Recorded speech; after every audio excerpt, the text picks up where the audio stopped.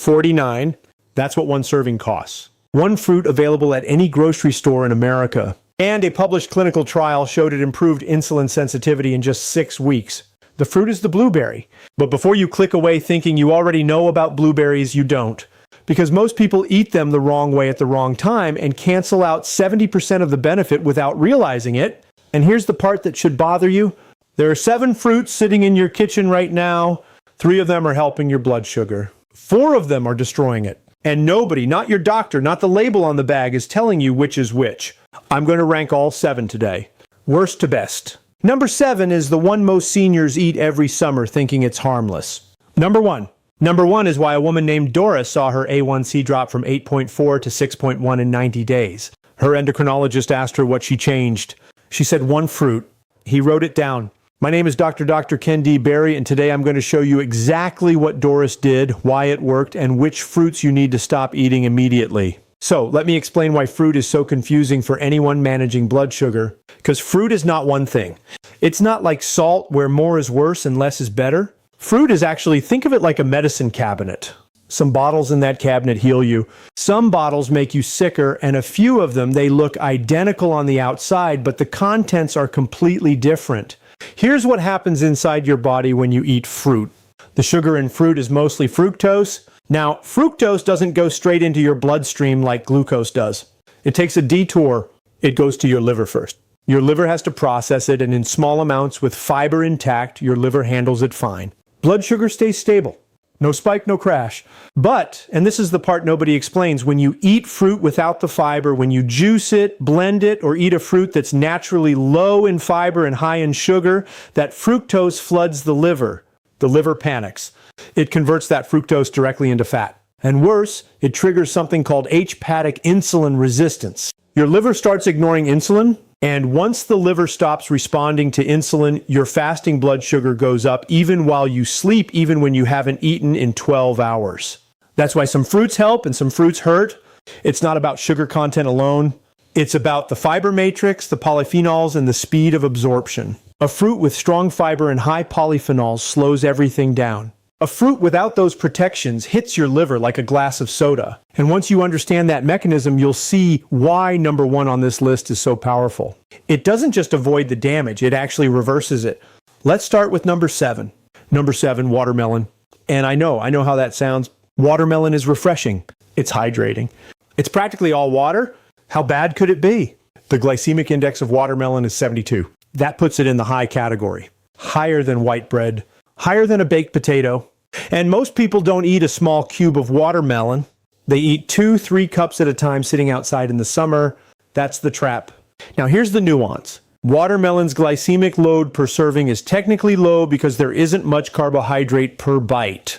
It's mostly water, so a single cup probably fine. But the way most people eat watermelon, large portions on an empty stomach, often as a snack between meals, that's where it becomes a problem. And for anyone over 70 with blood sugar concerns, eating watermelon on an empty stomach is one of the fastest ways to spike your glucose because there's almost no fiber to slow it down. It's essentially sugar water in a green shell. Here's what to do instead. If you love watermelon, eat it after protein, a small portion after a meal, never alone, and never as a snack. That one change, eating it after protein instead of on an empty stomach, can cut the blood sugar impact by almost half. You can get a small personal watermelon at Costco or Trader Joe's for under $4. Cut it into portions ahead of time. 1 cup after dinner. That's the rule. But number 6. Number 6 is the one that tricks people the most because it comes with a health claim on the label. Number 6, pineapple. Now, pineapple has this reputation. People hear about bromelain, the enzyme in pineapple that helps with inflammation, digestion, all of that. And they think, well, if it has an enzyme that's good for me, the whole fruit must be good for my blood sugar, right? Wrong. The glycemic index of pineapple is 59 to 66, depending on ripeness. That's moderate to high. But here's the real problem. The sugar content, 1 cup of pineapple chunks has over 16 grams of sugar. And the fiber only 2.3 g. That ratio, high sugar, low fiber, is exactly the combination that overwhelms the liver. A study published in the Asia-Pacific Journal of Clinical Nutrition measured postprandial glucose responses to tropical fruits and found that pineapple produced significantly higher blood sugar spikes than other fruits in the same portion size. The bromelain doesn't protect you from the sugar. It digests protein. It doesn't slow down glucose absorption. Actually, let me say that more simply. Bromelain is good for your joints. It's not good for your blood sugar. Two different systems. People confuse them because the word enzyme sounds healthy across the board. It's not. If you enjoy pineapple, a few small pieces after a protein-rich meal, never blended, never juiced, and honestly, there are better fruits for blood sugar that taste just as good. We'll get to those. Number 5 is the one I see in kitchens constantly, especially in the summer and fall. Number 5, mango. Mango is one of the most popular fruits on earth. And I got to tell you, the sugar content is staggering. One whole mango, the kind you buy at Kroger or Publix for about $1.50, contains 46 g of sugar. 46. That's more sugar than a can of Coca-Cola. And look, I'm not saying mango is poison. It has vitamin C, it has beta-carotene.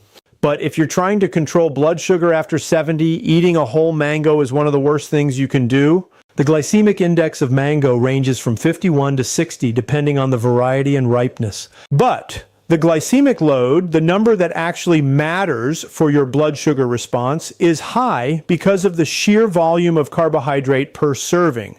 You sit down with a mango, you're eating over 50 grams of carbs in one sitting. For context, that's the same carb load as 2 slices of white bread. And this is the part that gets me. I've had patients tell me they stopped eating bread, but they eat a full mango every morning for breakfast. They think they're making a healthy swap and their fasting blood sugar keeps climbing and they can't figure out why. If you love mango, half a mango, cut it in advance and store the other half and eat it after your protein, not before. That half portion eaten in the right order is manageable for most people. And by the way, if you're someone who struggles with what happens to your blood sugar overnight while you sleep, I put together a guide called the Midnight Insulin Trap. The link is in the description below. Take a look when you get a chance. Now, number 4. This is where most people get genuinely confused because number 4 is a fruit that almost every dietitian recommends. And they're half right, but only half. Number 4, grapes. Here's the problem with grapes. One grape, tiny, harmless, but nobody eats one grape. You sit down with a bowl, you're watching television, and before you know it, you've eaten 40, 50 grapes. And 50 grapes is about 36 grams of sugar. That's the equivalent of 9 teaspoons of table sugar from fruit. Grapes have a glycemic index of around 59, moderate. But the issue isn't the GI. The issue is the portion trap. Grapes are small, sweet, easy to pop. There's no peel to remove, no pit to slow you down. You eat them faster than your brain can register fullness. And here's something most people don't know. The skin of the grape contains resveratrol, which is genuinely good for your cardiovascular system. But the flesh and the juice inside, pure fructose. So the medicine is in the skin and the sugar is in the rest. 10 grapes. That's a reasonable portion for someone managing blood sugar. 10. Not a bowl, not a handful. 10 grapes eaten after a meal that started with protein and vegetables. And I know that sounds extreme, like I'm taking the joy out of it. But here's the thing. 10 grapes after a meal is actually plenty of flavor. It's the mindless snacking that causes the damage. Now, number 3. Number 3 is the one with a secret, and the secret changes everything depending on one variable. Number 3, the banana. This is the fruit I get more questions about than any other. Can I eat bananas? Are bananas bad for blood sugar? My doctor told me to stop eating bananas. And the answer is it depends. On one thing, the ripeness. Here's what most people don't know. The starch inside a banana changes its molecular structure as the banana ripens. A green banana, the kind that's still firm, still slightly bitter on the tongue, is loaded with resistant starch. Resistant starch is not digested in your small intestine. It passes through to your colon. It feeds your gut bacteria and it does not spike your blood sugar. But a ripe banana, yellow, spotted, soft, that resistant starch has converted into simple sugars. The same banana, same size, same weight, completely different blood sugar response. A study published in Diabetic Medicine showed that unripe banana flour significantly reduced fasting blood sugar and improved insulin sensitivity in type 2 diabetic patients over 12 weeks. The glycemic index of a green banana is around 30 to 40. The glycemic index of a ripe banana is 62. Same fruit, different chemistry. So here's the rule. If you eat bananas, eat them slightly green, not brown spotted, not fully yellow, slightly green.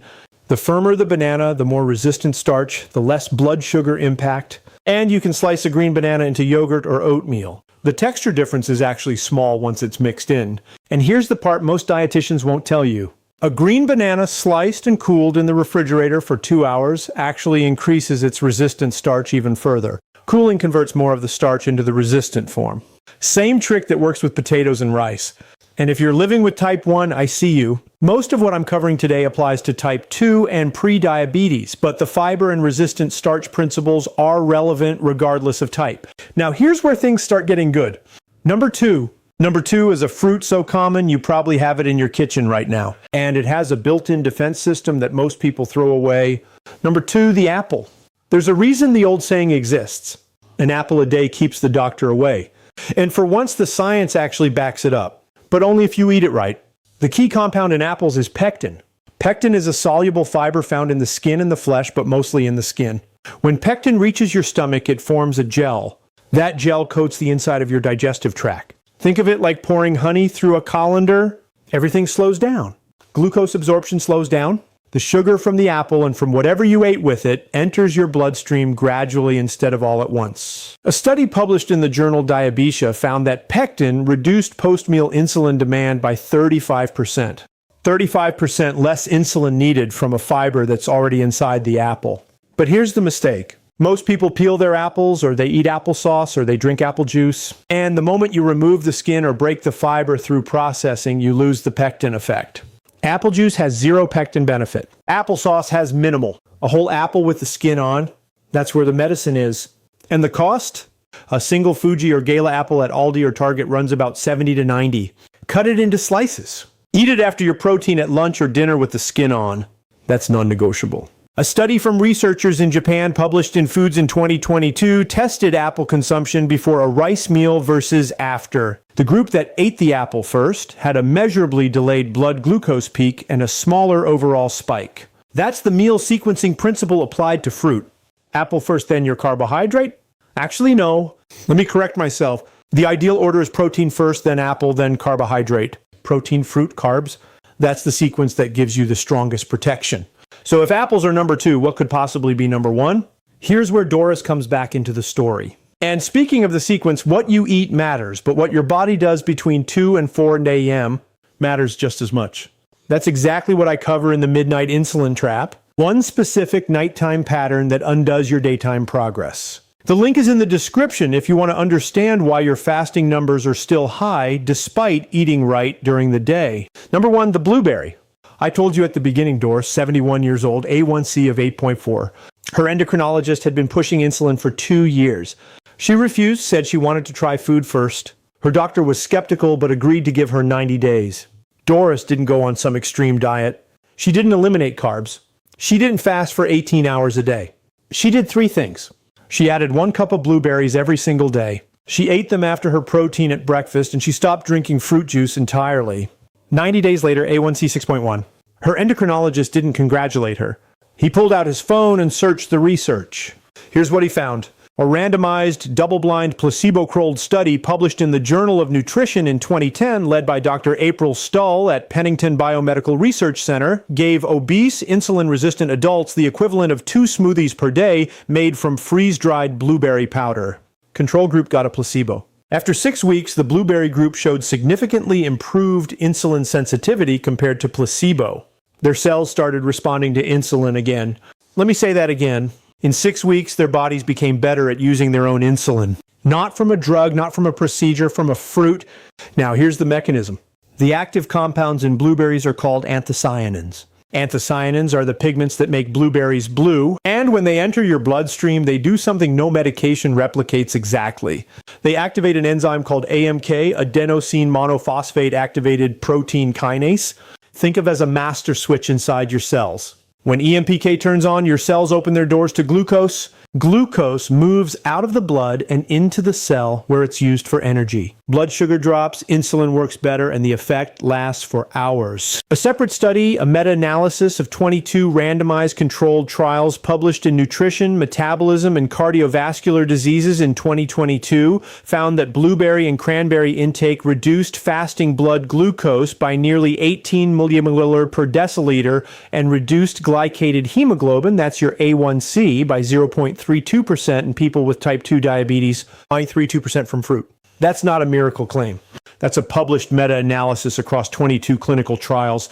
And for someone at 7.4 trying to break below 7, that 0.32 could be the difference. And a 2021 trial from the University of East Anglia, published in Clinical Nutrition, tested the equivalent of 1 cup of fresh blueberries in adults with metabolic syndrome, average age 63. The blueberry group showed lower fasting glucose, lower insulin, and improved cholesterol in adults who already had metabolic dysfunction, not healthy college students, people like you. Now, the cost, a 2 lb bag of frozen blueberries at Walmart costs between $5 and $7. A single serving, half a cup, which is roughly what the studies used, cost you about $49. Frozen works just as well as fresh, in some cases better, because the berries are flash frozen at peak ripus, which preserves the anthocyanin content. And here's where it gets even better. Blueberries are one of the lowest glycemic fruits that exist. The glycemic index of blueberries is 53. Lower than apples, lower than bananas, lower than grapes. And the fiber content, 3.6 g per cup, combined with the anthocyanin effect, means your blood sugar doesn't just not spike. It may actually improve over the hours after eating them. That's what happened to Doris. She wasn't doing anything complicated. Half a cup of frozen blueberries every morning mixed into Greek yogurt after her eggs. That's it. And her A1C went from 8.4 to 6.1 in 90 days. And I know many of you watching right now are on metformin, some of you for 10, 15 years. I'm not going to tell you to stop taking it. That's between you and your doctor. But what I am showing you is what happens when you add 1 cup of blueberries alongside it. Because that stall study, those participants were already insulin resistant.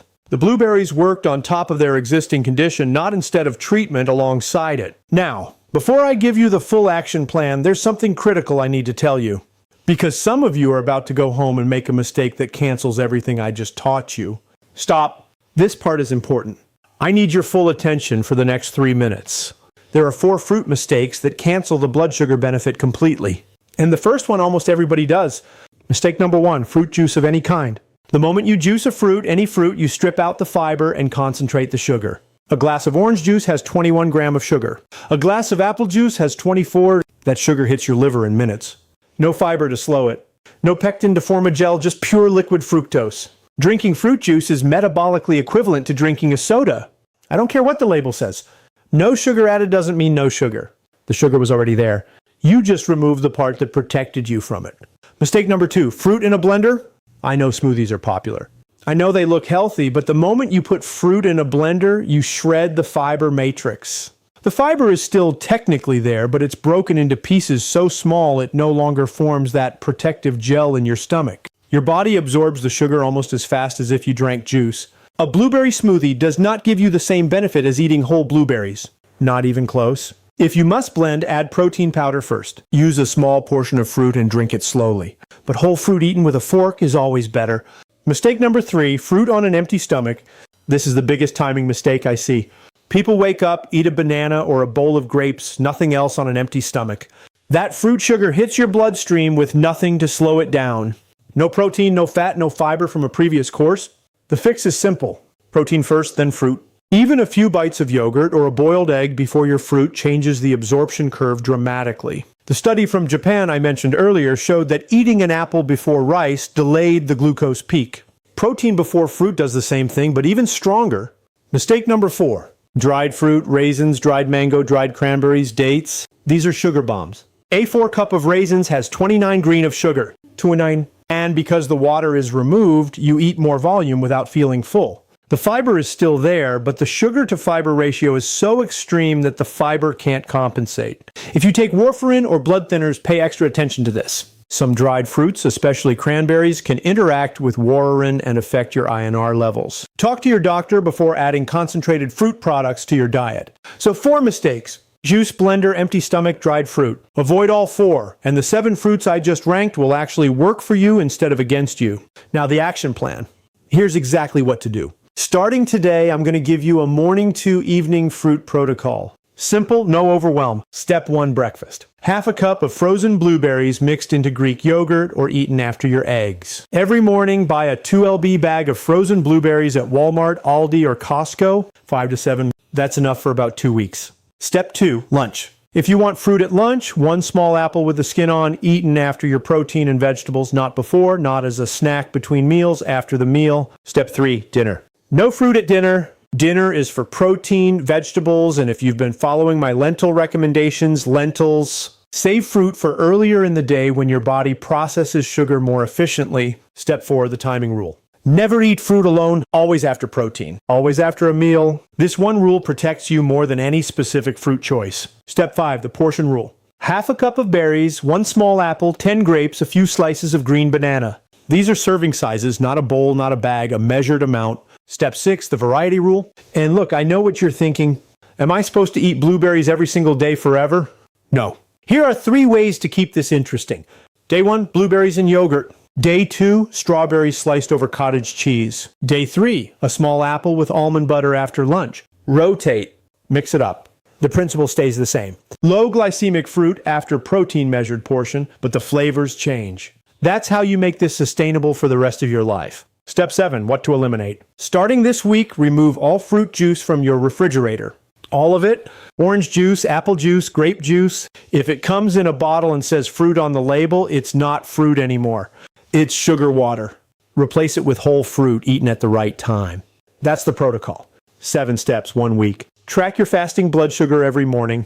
By day 3, you should start seeing a change. And here's one more thing I want you to know. Everything I showed you today, the fruit timing, the sequencing, the blueberry protocol, all of that helps during the day. But there's something your body does between 2 and 4 in the morning that can undo all of this progress while you sleep.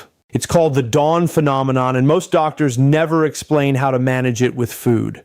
I wrote a guide about it. It's called the midnight insulin trap.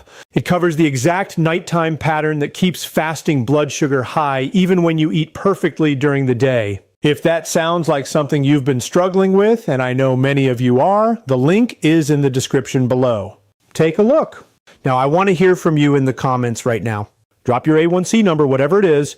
I read every single one, and I want to know where you're starting from because that tells me exactly what content to make next. And if what you learned today about fruit surprised you, I made another video about one specific food that actually reverses the insulin resistance I described. The research on it shocked even me. It's a food most people already have in their pantry and almost nobody uses it correctly. I'll link it at the end of this video. Stay safe, stay informed, and stay in